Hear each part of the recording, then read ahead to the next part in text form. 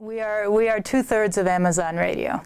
Oh. Pam Smith is the main part of Amazon Radio, but Chandra and I always come and help. And I started out just pulling records and answering phones and stuff like that.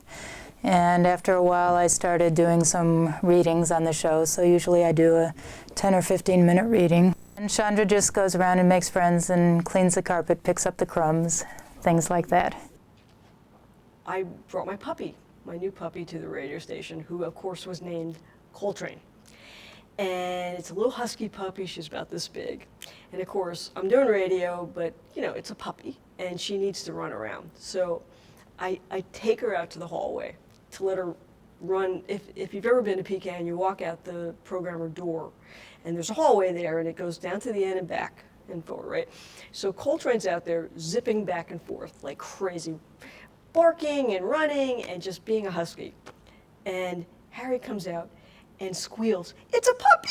It's a puppy!" You know, and it was like one of these moments where I was like, oh my God, you know, you're not like this sophisticated, you know, unapproachable guy. You can melt into childhood in 0.2 seconds. And he was so excited he picked up the puppy. You know, it's really very heartwarming about how he felt about dogs in general. And I will say, dogs have always been welcome at the station.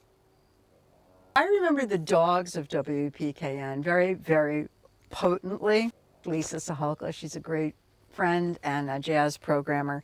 And she brought her puppy, Coltrane, fittingly named, to the station. But he scratched my arm playfully, and I still have the scar.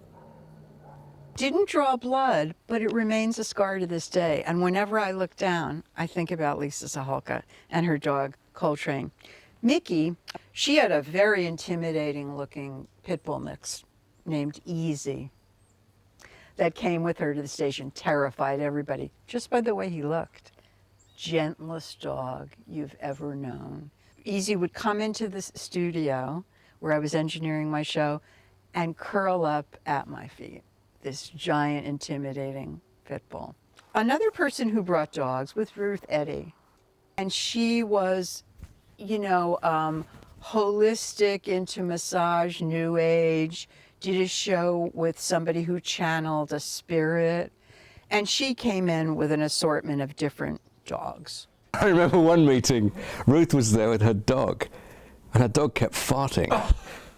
And it was disgusting, and it was in Harry's office, and no one would say anything, because, you know, you can't, if you criticize the dog, it was like, you know, that's not a very progressive thing to do. You can't criticize the poor dog, you know, and I'm sitting there, and we're all, we're all experiencing this. It was disgusting, you know. It's so silly, you know. But that's what part of democracy. What? Tolerating that kind of thing. I love the Dogs of PKN, and I love the fact that listeners appreciate our appreciation of animals.